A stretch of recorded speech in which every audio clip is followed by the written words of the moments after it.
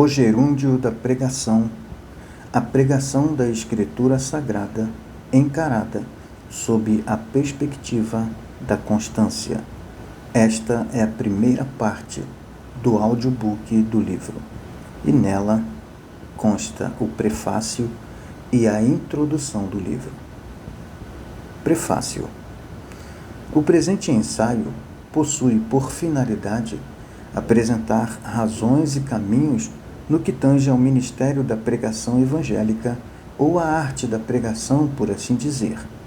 Oferece subsídios sobre a história da pregação naquilo que se refere à ação de pregadores de dentro e de fora da Bíblia, da antiguidade à atualidade, bem como orienta sobre como melhorar e aperfeiçoar este ministério de relevância primordial para a Igreja cristã, com sugestões pertinentes à performance para antes e durante o ato da pregação por parte do pregador, quanto à sua postura diante de Deus, diante da Palavra de Deus, diante de si mesmo e diante da congregação à qual se dirige, quanto às técnicas, aos cuidados com o corpo, com a apresentação pessoal, com a voz e com a própria personalidade. Possui o objetivo de melhorar a qualidade da pregação na Igreja e por parte da Igreja, considerando-a na perspectiva de estável constância no ministério evangélico, dirigido a todo cristão comprometido com o testemunho da fé, especialmente aos pregadores, pastores ou leigos, rogando que se lancem a esta tarefa com a constância que a mesma exige. Concordo com William Perkins, que declara que a pregação persuade a alma, subjuga nossas mentes e muda nossas vidas, levando-nos da impiedade ao arrependimento, afirmando que a pregação possui duplo valor, servindo de instrumento para fazer reunir a Igreja e, ao mesmo tempo, afugentar os lobos. É disto que trata este livro.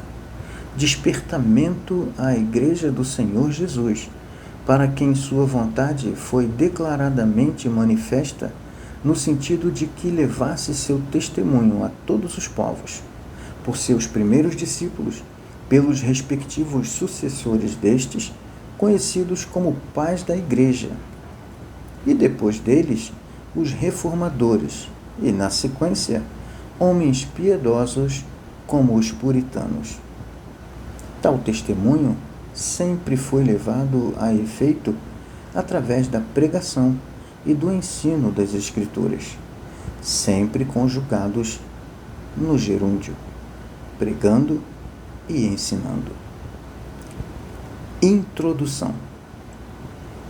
O presente tempo é tempo de questionamento quanto ao lugar e o valor da pregação como parte integrante do culto evangélico contemporâneo, uma vez que outras manifestações parecem tender a depreciar a pregação, até desviando a atenção que seria devida à meditação e reflexão pela exposição das Escrituras.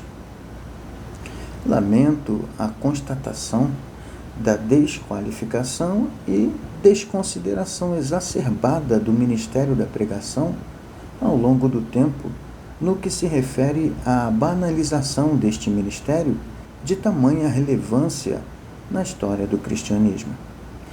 As civilizações, remotas ou não, sempre se destacaram pela herança cultural que legam aos seus descendentes, e dentre os diversos fatores capazes de caracterizar qualquer cultura, está, ao lado da arte, a religião.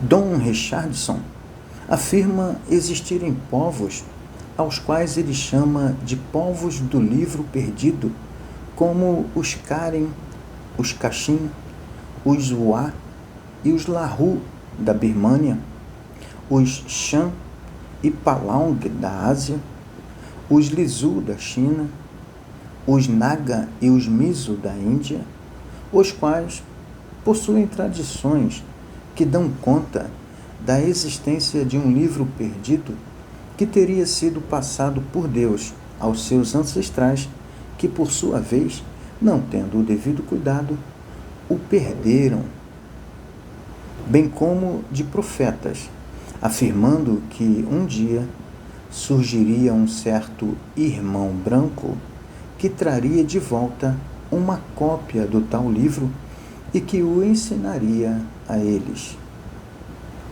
O referido autor chama esta tradição de revelação geral de Deus, assim como afirma que tal fato facilitou o trabalho de missionários como Adoniram Judson, George e Sarah Boardman, Jonathan Wade e Francis Mason, dentre outros, que se dispuseram a ir e pregar a aqueles povos e que, mesmo sem saber, estariam se revelando como o seu muito esperado irmão branco.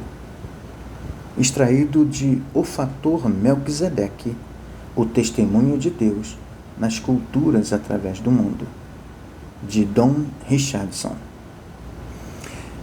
Independente da distribuição ou classificação que se faça dos dons espirituais concedidos pelo Espírito Santo de Deus, existem alguns deles que estão intrinsecamente associados ao ato da pregação, que são profecia, palavra de sabedoria e palavra de conhecimento, também conhecidos como dons de apoio, ao lado de apóstolos, evangelistas, pastores e mestres, fé e discernimento.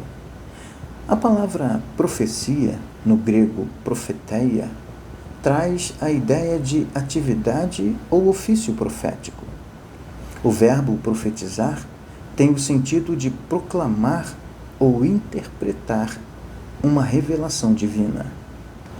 Os profetas, no Novo Testamento, constituíam uma classe de instrutores ou pregadores, próximos dos apóstolos e antes dos doutores. Significa falar, considerando o verbo grego profeteo, que é falar perante alguém em algum lugar.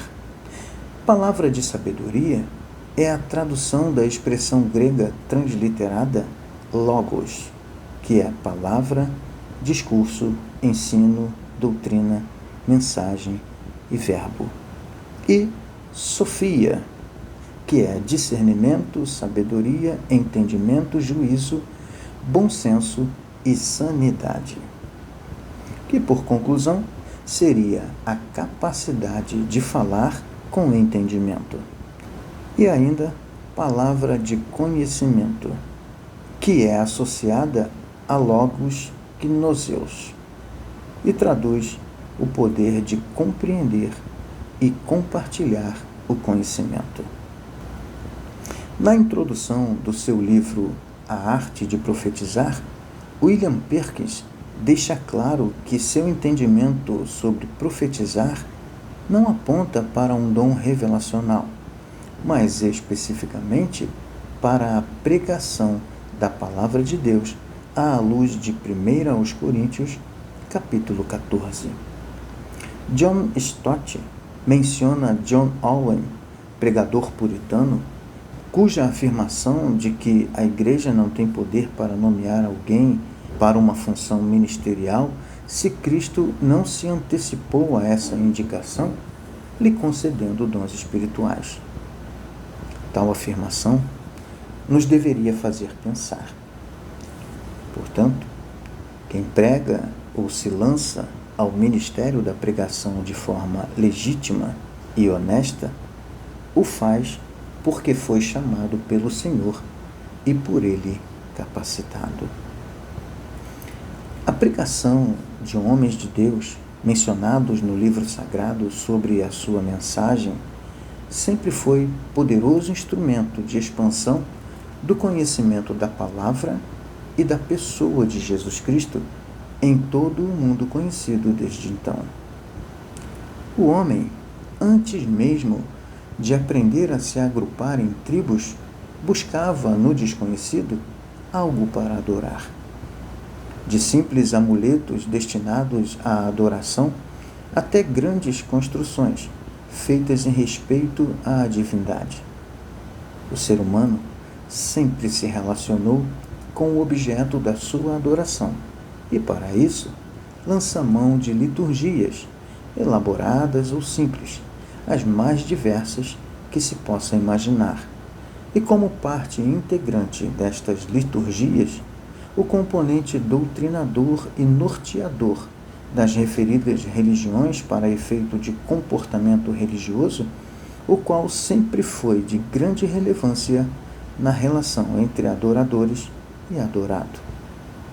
Tal componente, seja qual for a forma que se apresente, pode ser chamado de pregação.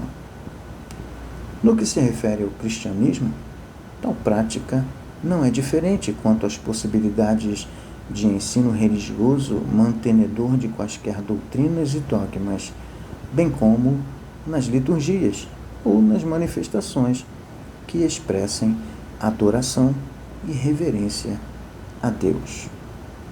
No próximo áudio, a parte 1 do livro, O Gerúndio nas Escrituras, e o capítulo 1, que é o gerúndio no Primeiro Testamento. Até lá!